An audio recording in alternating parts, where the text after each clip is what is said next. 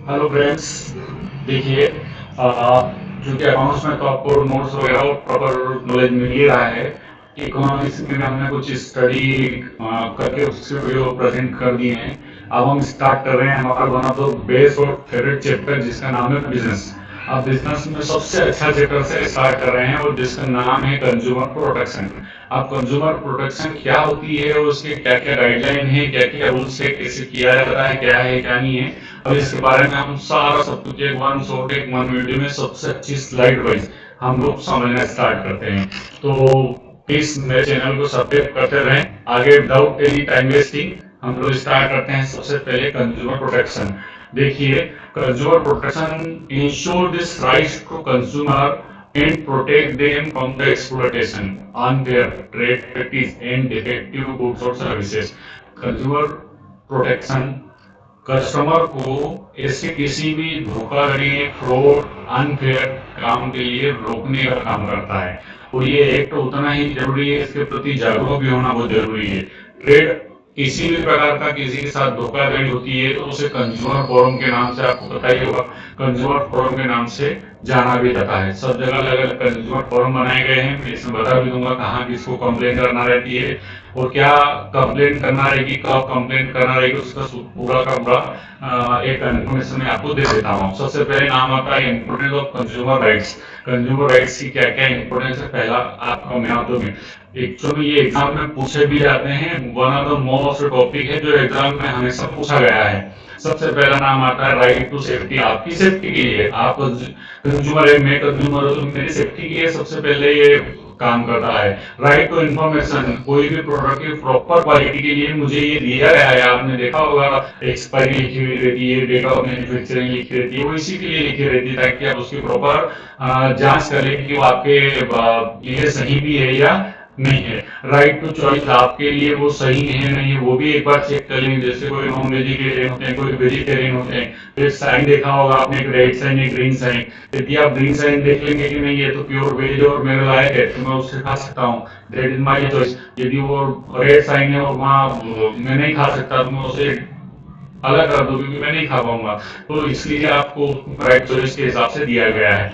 Right to be hard head, आपके समझदारी के लिए उसमें लिखा है to be ensure the consumer interest will receive due to consideration approach form.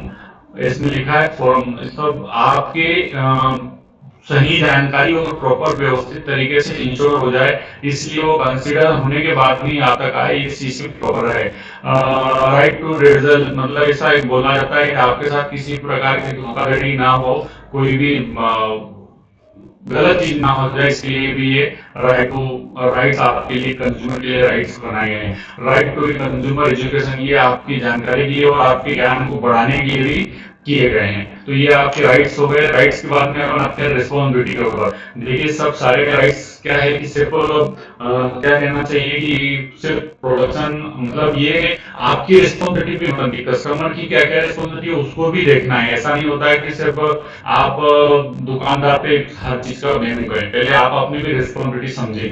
तो उस अपनी रिस्पॉन्सिबिलिटी की अपनी क्या क्या रिस्पॉन्सिबिलिटी होना चाहिए पहले उससे आप समझ लें। इसमें one by one slide wise एक रखा है, आप देखेंगे तो बहुत अच्छे से समझ में आ जाएगा। इसमें लिखा है makes careful and inform choice after the competing quality price. आप उसे कब लेंगे, जब आप उसे कंपेयर करेंगे, समझ लेंगे quality wise, price wise, value wise, उसके बाद में आप लें।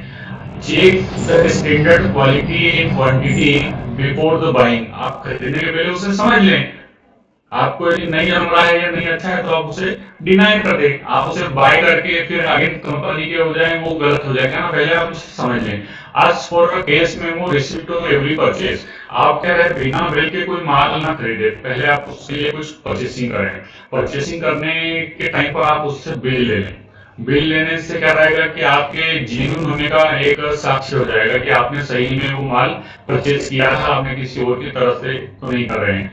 नेक्स्ट आता है रीड इंस्ट्रक्शन इन लेवल्स केयरफुली, आप उसके ऊपर दी गई जानकारी बिल्कुल केयरफुली तरीके से पढ़ें, बिना किसी डिटेल्स के आप उसे परचेस ना करें।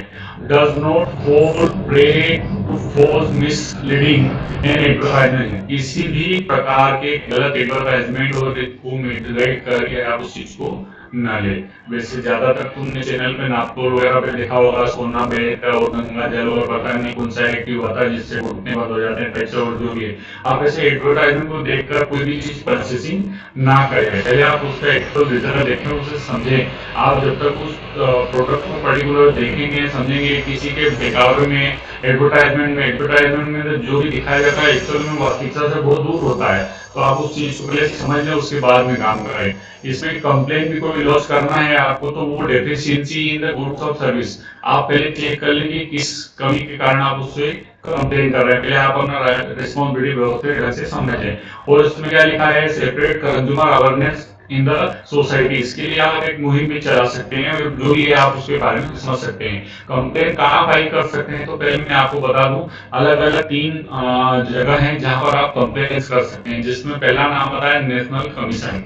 नेशनल कमीशन का ऐसा कहना पड़ता है कि जब भी कोई कंपनी का कंप्लेन करें तो पहले तो उसका एक्चुअल में टर्न ओवर देख रहे कि वो एनुअल टर्न ओवर कितना कर रहा है गुड्स और सर्विसेज का।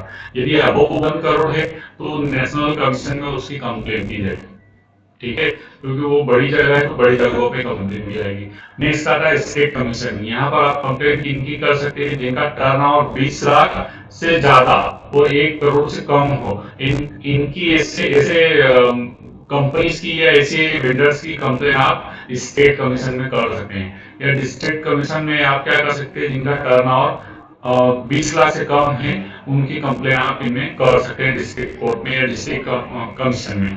ठीक है, the consumer can be file complain a person through the authorised representative.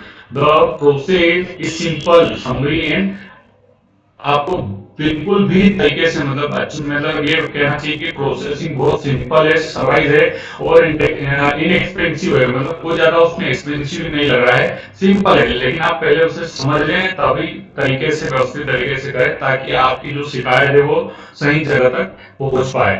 ठीक है, अब इसमें क्या होता है कि स्पेशल कुछ रेफरेंस दिए गए हैं कंज्यूमर प्रोटेक्शन 2019 के।